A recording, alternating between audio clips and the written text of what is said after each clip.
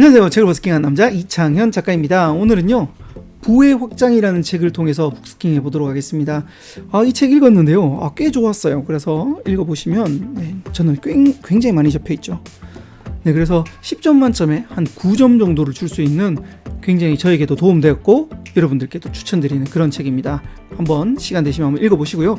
간단하게 제가 정리를 하자면, 부는 바로 연결이라는 겁니다. 부는 어떻게 연결되느냐에 따라서 이 부가 커지고 줄어들기도 한답니다. 자, 그렇다면 이 부를 연결시킬 수 있는 것은 바로 나의 자산을 통해서 무언가를 곱하면 부가 커진다고 합니다. 자, 이 물음표를 디테일하게 이야기하지 않고 이 책에서는 이렇게 되어 있었어요. 부자는 두 개의 종류의 자산이 있는데, 첫 번째는 무형자산, 두 번째는 유형자산. 무형자산은 말 그대로 눈에 보이지 않고, 그리고 한번 장착되면 누구도 뺏어갈 수 없는 확실한 자산이라고 이야기를 하는데요.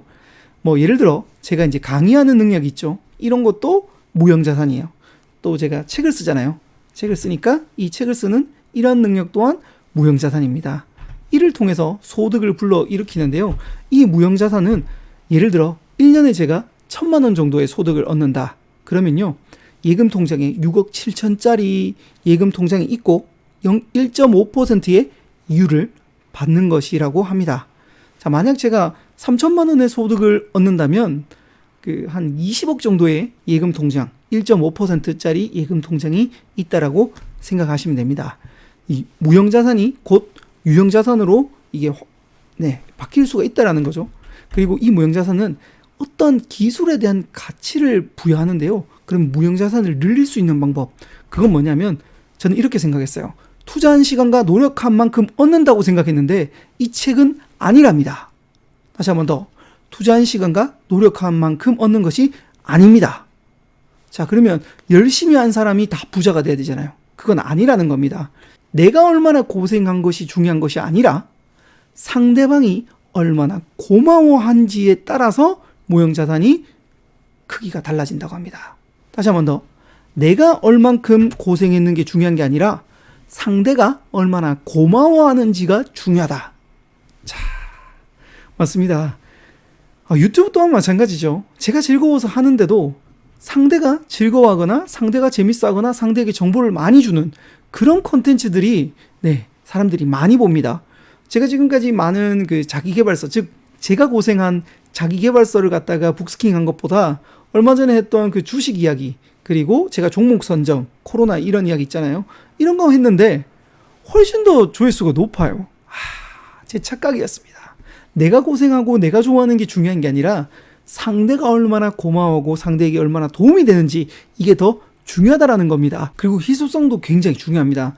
너무 흔하게 있으면 그게 자산으로의 가치가 상대적으로는 좀 떨어지겠죠. 그래서 이 무형자산을 한 공식으로 만들어 놨는데, 거머쥐는 돈의 크기는 타인의 고마움 곱하기 희소성이다. 내 입장이 아니라 타인의 입장, 받는 사람의 입장을 고려해야 되고, 두 번째는 희소성까지 고려해야 된다는 겁니다. 저는 사실 이 공식을 모르고 강의를 하기 시작했고요. 강의를 하다가 강사님들이 조금 기피하는 대상이 있어요. 중학생들이나 청소년들을 굉장히 기피하는데요. 왜냐하면 그분들은 잘 안 들어요. 그리고 장난까지 쳐요. 근데 저는 여기 가서 열심히 하다 보니까 이 많은 고마움들을 받아봤습니다. 학생들부터 이렇게 강의가 끝나고 나면 카톡에 저한테 문자가 오는데요. 대륜중학교 3학년 한 친구는요, 16년 살면서 성교육보다 더 재밌었다라고 이야기를 했습니다. 저한테 고마움을 표시한 거죠. 그리고 오늘 강의로 인해서 0.1% 바뀐 것 같습니다. 그리고 장문의 문자. 학생들이 저에게 고마움을 표시한 게 아닐까라고 저는 그렇게 생각을 합니다.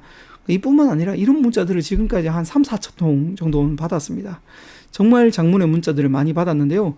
저는 이런 문자들 덕분에 정말 제가 보람도 됐지만, 돌이켜보니까 이 무형자산이 커질 수 있었던 이유도 바로 여기 있었던 것 같습니다. 그래서 타인에 대한 고마움, 그리고 중학교 강의를 고마움을 느끼게 할 만큼 잘할 수 있는 강사가 없다라는 겁니다. 그래서 저는 이 두 가지를 곱해서 돈의 크기가 커져서 제가 청소년 강의 갈 때 그래도 이 분야에서 정말 인지도 있는 분들을 제외하자면 제가 꽤 많이 받는 편이거든요. 왜냐하면 이 두 가지가 있었기 때문이지 않나라고 저는 그렇게 생각을 합니다.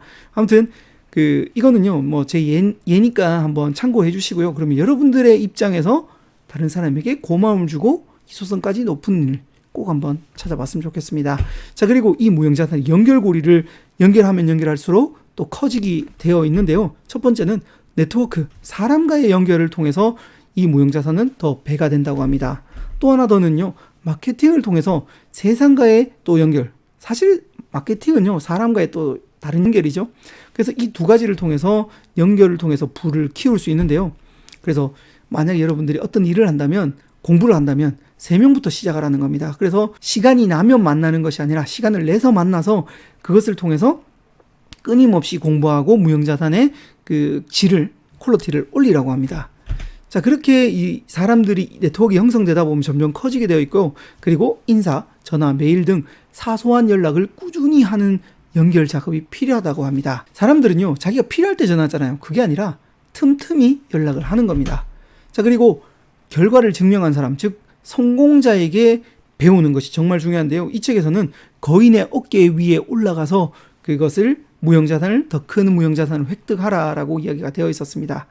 자, 그리고 또 마케팅으로 세상을 연결하는 방법은 3명부터 시작하는 그 네트워크를 갖다가 기록하고 그것을 SNS 과정에서 공개하고 공유합니다. 왜냐하면 이를 통해서 사람이 다시 연결되기도 하고요. 그를 통해서 다시 자본이 연결되기도 한답니다. 그래서 나만 가지고 있으면 사실상 좋을 것 같지만 알리면 알릴수록 연결고리가 커져서 부가 따라오고 사람이 계속해서 다가온답니다. 홍보가 아니라 고마움을 전달해야 된다는 겁니다. 다른 말로 도움되는 게 중요합니다. 저도 지금 유튜브 하고 있고 블로그 하고 있는데 막 글 쓸 때 물론 제 홍보도 되겠지만 더 큰 이유는 누군가에게 조금이나마 힘을 주고 조금이나마 도움되고자 이렇게 만들었거든요. 그래서 이 무형자산의 연결고리를 통해서 부를 늘려갈 수 있는데 이 무형자산을 제대로 만들어야만 유형자산이 점점 키울 수가 있다라는 겁니다. 그래서 먼저는 무형자산을 키우는 방법에 대해서 알아봤습니다. 북스킹. 자, 부자로 갈 때 두 번째 자산은 바로 유형자산입니다. 유형자산은 실체가 있으며 사라질 수도 있지만 스스로 가치가 늘어날 수도 있는 자산입니다. 제가 지난 영상에서 그런 이야기 했죠. 돈이 일하게 하라. 즉, 이 유형자산을 사두게 되면 이 자산이 스스로 이렇게 자산을 불리는 증식 효과가 일어나는 것을 바로 유형자산이라고 합니다. 여기에 해당되는 거는 금이라든지, 안 그러면 뭐 부동산, 주식, 채권 등등 많은 것들이 있겠죠. 이런 유형자산들을 늘릴 때 3가지 요소가 필요하다고 합니다. 첫 번째는 원금이 필요하대요. 자, 원금. 두 번째는 전략이 필요하답니다. 세 번째는 시간이 필요하다고 합니다. 자, 그러면 원금을 만들 때는 무형자산을 통해서 이렇게 점점 만드는데 이 무형자산의 소득 중에 한 10%는 현금 흐름, 즉 계속 저축을 한다든가 계속 투자를 이어나가야 된다고 합니다. 자, 그래서 10%는 꾸준히 빼놓는 게 중요합니다. 자, 그리고 지출은 줄이는 것도 또한 소득을 버는 전략입니다. 제가요, 작년에 열심히 해서 소득을 조금 키웠습니다. 그래서 제가 올해 차를 바꿔야 되겠다라고 마음먹었습니다. 그래서 한 3천만 원 정도 가지고 있었는데요. 현재 타는 차는 600만 원짜리 형한테 산 아반떼를 타고 있습니다. 근데요, 제가 이 3천만 원을 갖다가 만약에 차로 사버리면 감가상각 때문에 떨어지잖아요. 그래서 차를 사지 않고 처음에 한 100만 원 정도를 주식 투자해 왔습니다. 너무 재밌는 거예요. 그래서 또 한 500만 원, 1000만 원 이런 식으로 점점 해서 주식을 넣는데 바로 원금이 필요하죠. 그래서 저는 이 지출을 줄여서 원금을 만들어서 주식 투자로 가고 있습니다. 제 전략은 바로 주식인데요. 그래서 자산 배분이 중요합니다. 자, 제가 3천만 원 있을 때 한 방에 몰빵으로 빡 쓰는 게 아니라 한 100만 원부터 시작했죠. 그리고 작게 시작을 합니다. 절대 크게 시작하지 말라고 합니다. 자, 그래서 100만 원부터 시작해서 이 현금과 이 투자, 이걸 갖다가 분산을 시키는 겁니다. 그리고 제 영상 앞에서 보면 분산에 대한 이야기를 엄청 많이 했죠. 지금 코로나 지금 주식 투자하는 사람한테도 제가 계속 한 말 있잖아요. 분할 매수. 그리고 만약에 올라가잖아요. 올라가면 다시 리밸런싱이라고 하죠. 다시 배분을 시켜야 된다라는 겁니다. 그래서 요 전략을 통해서 하고요. 그리고 여러분들한테 맞는 게 있어요. 참고로 저희 형 같은 경우에는 서울이나 분당을 계속 이사하면서 살았는데 그때 당시에 우리 형은 이렇게 생각했대요.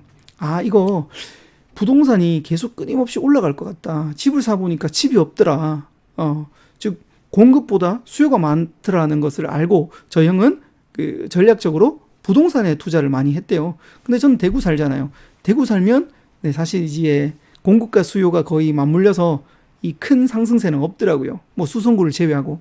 그래서 저는 이 전략적으로 찾았을 때 소액으로 투자할 수 있는 것들을 찾다 보니까 주식을 찾았습니다. 그래서 전략은 원금에 따라서 달라지고 그 환경에 따라서 조금 달라지니까요. 어떤 전략을 취할 것인지는 여러분들이 한번 꼭 찾아보시기 바랍니다. 세 번째는요, 시간입니다.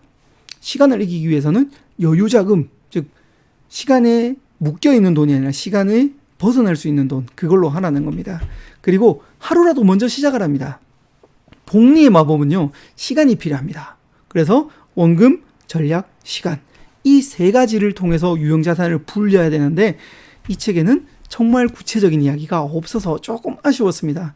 근데 그 천용록 대표님 그 인터뷰 보니까 원래 무형자산 편, 유형자산 편 뭐 이렇게 해서 여러 개의 편이 있는데 그 중에 이 무형자산 편에 해당되고 유형자산에 대한 해당하는 편은 다음에 기회가 되면 한 번 더 책을 출간하겠다고 하네요. 그래서 요 정도만 알려주는데 이 세 가지 요소를 통해서 네, 유형자산을 키우는 방법을 스스로 공부하셔야 됩니다. 지난번에 했던 금융 그 지능을 키워서 여러분들께도 도움이 되고 여러분들의 부가 늘어났으면 좋겠습니다.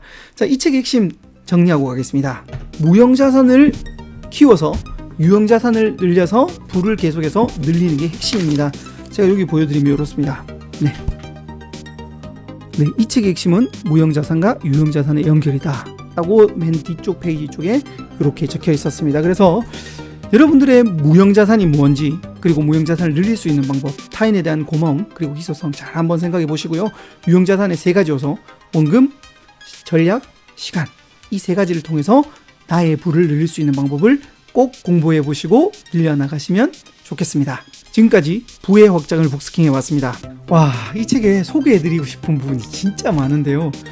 마지막으로 하나만 더 소개하면 이 근로소득은 더하기고 투자는 곱하기다라는 말이 있습니다. 즉 무형자산은 더하기고 유형자산은 곱하기가 됩니다. 그래서 이 두 개를 얼마나 여러분들이 잘하느냐에 따라서 여러분들께 부가 다가올 거니까요. 저 또한 열심히 한번 해보도록 하겠습니다. 지금까지 책을 버스킹한 남자 이창현 작가였습니다.